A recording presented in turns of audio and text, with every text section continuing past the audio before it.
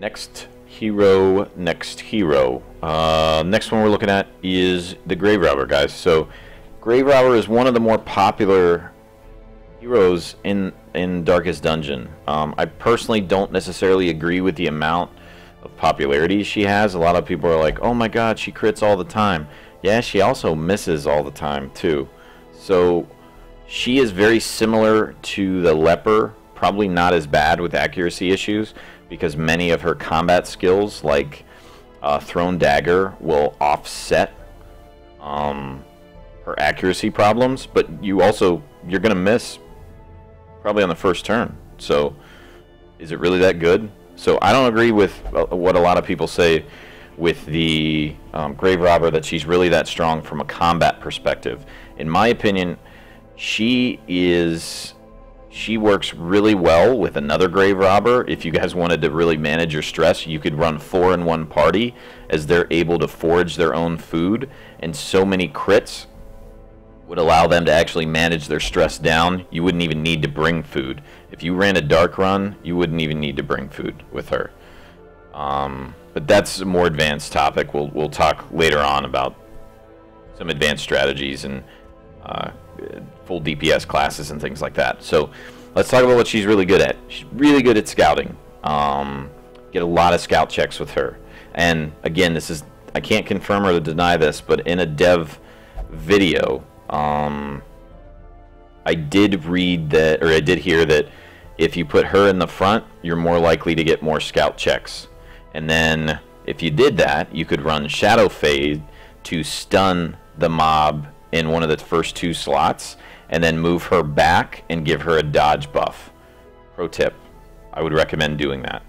However, that first turn, because almost like a waste, like I always talk about, you don't necessarily want to try and stun things. It's not going to help you later in the game. You just need to do straight line damage. So let's talk about what you want to run for straight line damage with her. So straight line damage, your abilities you're going to run are going to be Thrown Dagger, usually what you're going to start the fight off with, trying to crit on the mobs in the back in the 3rd or 4th row.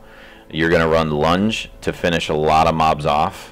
Or when your party gets shuffled, you'll move forward 2, as you can see there. Helps you manage if your Grave Robber ends up in the back row. So with the forward 2 here, and the back 1 with Shadow Fade, she moves around pretty damn good. She's pretty good at moving around. So works pretty good with a Leper who doesn't move around so good. Keep that in mind. Pick to the Face is your straight line damage deal. Again, similar to Sacrificial Stab on the Occultist. Doesn't have the crit modifier that Sacrificial Stab does, but still can hit 3rd row. So pick to the face you're going to bring as well. So again, Thrown Dagger, Shadow Fade, Lunge, pick to the face. Those are the 4 primaries you want to run. Now, I'm not necessarily against these other ones. Toxin Trickery gives you a dodge buff, and you can cure Blight and Bleed. Well, you have a chance to. But it's situational. Poison Dart, also situational. It works pretty well in the Ruins, but overall you're not going to run it that often. And then Flashing Daggers, again, is an AoE spell. It's situational.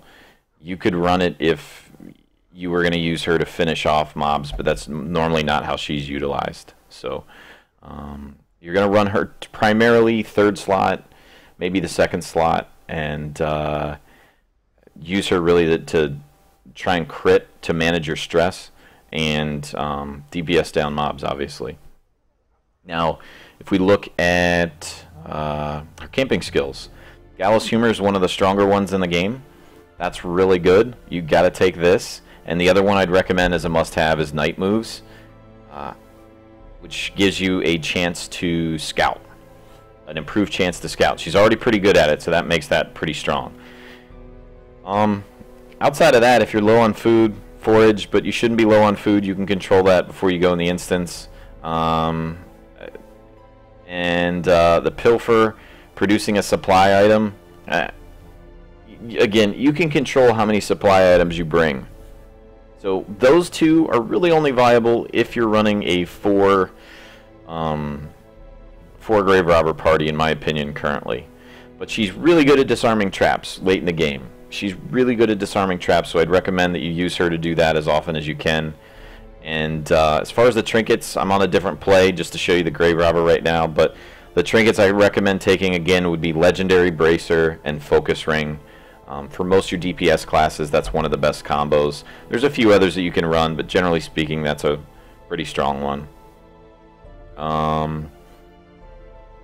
So that's pretty much it with the Grave Robber. So hopefully this is the last one I'm doing for your hero classes, or heroes, guys. So hopefully it's been beneficial to you. I'd appreciate any feedback you give me in the comments or on the Reddit post.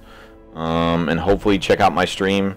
I do Newtown Friday on every Friday at 6:30 to 7 p.m. Eastern Time, where I run down tutorials and field questions for Darkest Dungeon specifically. So I hope that this has been helpful, and I appreciate you guys watching. Thanks very much. See ya.